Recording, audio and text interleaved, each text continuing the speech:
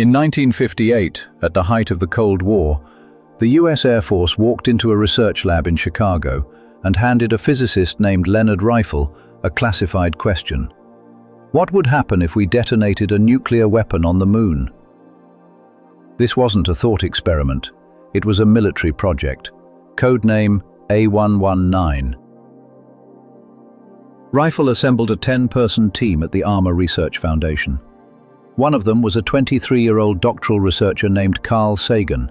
Yes, that Carl Sagan, whose job was to model how the dust cloud would behave after the blast. They calculated everything: the brightness of the flash, the behavior of lunar dust in vacuum, the size of the crater. 8 classified reports were produced between May 1958 and January 1959. Most were later destroyed. The plan was to launch a small warhead toward the moon's terminator, the line where light meets shadow, and detonate it on impact, creating a flash visible from Earth. The project was cancelled. The Air Force got cold feet about the fallout, political and radioactive. But the question never went away, so let's answer it. For our experiment, we're going to think big. A 100-megaton thermonuclear warhead placed on the moon's surface. For scale, the most powerful nuclear weapon ever tested was the Soviet Tsar bomber in 1961. 50 megatons. That blast shattered windows 900 kilometers away. Its mushroom cloud climbed 67 kilometers into the sky. Our weapon is twice that. We set it on the surface and push the button. For the first few milliseconds, nothing. The lunar surface has no idea anything has happened. Inside the weapon, high explosives crush a radioactive core until it reaches criticality. A fission chain reaction ignites, creating a plasma hotter than 100 million degrees. That first stage triggers a second, atomic nuclei fusing together, the same process that powers stars. Briefly, our bomb contains one of the hottest points in the solar system. And then, barely 10 milliseconds in, the casing evaporates. A sphere of nuclear fire blooms from the surface. But what happens next is nothing like what you'd expect, because of one thing the moon doesn't have. On Earth, a nuclear explosion is a fight between the fireball and the atmosphere.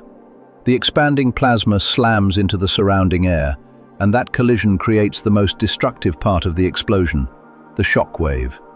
Compressed air rockets outward faster than sound, shattering buildings, rupturing organs, flattening everything for kilometers. On Earth, more than half the bomb's energy goes into that wall of moving air. On the moon? Nothing. No atmosphere means no shockwave. No shockwave means no roaring wall of destruction. The fireball simply swells, in complete, perfect silence. No thunder, no roar, not a sound. Just a ball of plasma expanding freely into the vacuum, with nothing to push against and nothing to stop it. We've actually seen something like this before. On July 9, 1962, the US military detonated a 1.4 megaton warhead 400 kilometers above the Pacific, a test called Starfish Prime. No mushroom cloud, no shockwave. Instead, an artificial aurora that lit up the Hawaiian sky in ribbons of red, green and blue. A witness in Hilo said it looked like the heavens had belched forth a new sun. That glow lasted 7 minutes. An eerie shimmer hung in the sky for 4 hours after. Now multiply that yield by 70 and put it on the moon's surface. The fireball unleashes a torrent of X-rays and thermal radiation, racing outward at the speed of light. On Earth, this heat would incinerate everything within 50 kilometers. On the moon, there's nothing to burn. The surface is silicate rock and metal dust ground fine by billions of years of meteorite impacts. But the X-rays vaporize a thin layer of that rock, and anything inside the fireball melts to glass, including any astronaut within about 50 kilometers. Here's the part that gets strange. In 1969, when Apollo 12 astronauts deliberately crashed their spent lunar module into the moon, NASA's seismometers picked up something nobody expected. The instruments had been deployed just hours earlier. This was their first real test. Scientists expected a brief shudder, then silence. Instead, the signal started small, built to a peak over 8 minutes, and then took a full hour to fade. The moon vibrated for over 55 minutes. Geophysicist Maurice Ewing put it this way: "It is as though one had struck a bell in the belfry of a church and found that the reverberation continued for 30 minutes. The moon rings like a bell. Its dry, fractured interior traps and scatters seismic waves instead of absorbing them, the way Earth's wet, dense rock does. Now scale that up to a 100 megaton nuclear detonation. The explosion transfers roughly 1/10 of its energy into seismic waves, triggering a moonquake registering magnitude 7 on the Richter scale. Magnitude 7, everywhere. No matter where you're standing on the moon, a base on the far side, a mining outpost at the South Pole, the ground shakes hard enough to buckle structures and send equipment tumbling. For anyone on the opposite hemisphere with no line of sight to the blast, it would feel like a massive asteroid strike came out of nowhere. Honestly, I'm not sure what you'd even do. Back at ground zero, the surface is doing something catastrophic. The explosion hammers the lunar soil so hard that the ground splatters outward, excavating a crater roughly 1 kilometer across and hurling as much as 100 million cubic meters of rock and dust into the sky. On Earth, debris from an explosion gets slowed by air resistance. Rocks go up, drag pulls them back. On the moon, no drag, no friction, no atmosphere to cushion anything. Much of the debris leaves faster than the moon's escape velocity, 2.38 kilometers per second, and never comes back. It scatters into the solar system as a swarm of tiny radioactive meteorites. Some of that debris will eventually reach Earth, most no bigger than pebbles. Our atmosphere will burn the smallest ones on entry. But any satellite, space station or spacecraft caught in the path won't be so lucky. At kilometers per second, even a grain of lunar rock will punch through a hull like it isn't there. And the debris that stays on the moon? It spreads everywhere. Without air to slow them, these fragments travel like bullets. It doesn't matter where our astronauts are standing, behind a mountain, in a crater, on the far side. The ejector finds them. There is no safe observation distance for this experiment. Within seconds of detonation, the fireball begins to fade.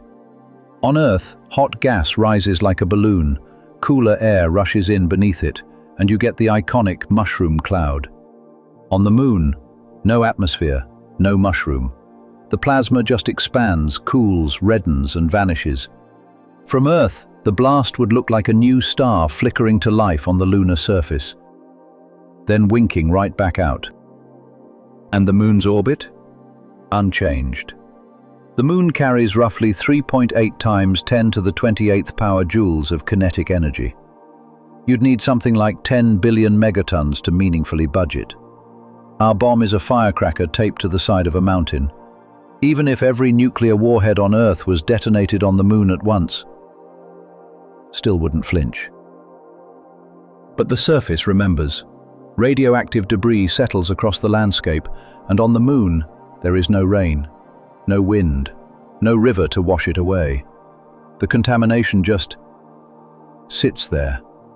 The worst of the radiation would decay to background levels in about a year, but until then, the moon is quietly poisoned for anyone who planned to set foot on it. Leonard Riffel's team figured most of this out in 1959. The Soviets ran their own version of the same calculation. Physicist Yakov Zeldovich proposed arming the lunar probe with a nuclear warhead that same year. Engineer Boris Chertok and space director Mstislav Keldysh talked them out of it. Both superpowers reached the same conclusion: the spectacle wasn't worth the mess. In 1963, the Partial Test Ban Treaty outlawed nuclear explosions in outer space. 4 years later, the Outer Space Treaty banned placing nuclear weapons on celestial bodies entirely. And today, multiple nations are racing to build on the moon, not bomb it. NASA's Artemis program, China and Russia's International Lunar Research Station, ESA, Japan, India, each with their own lunar ambitions. The moon went from nuclear target to construction site in a single human lifetime. And maybe that's the real answer to the question. It's not that we can't nuke the moon, it's that we finally found better things to do with it. And if you're curious what would happen if we lost the moon entirely, that's a question with far darker answers. I'll see you in that one.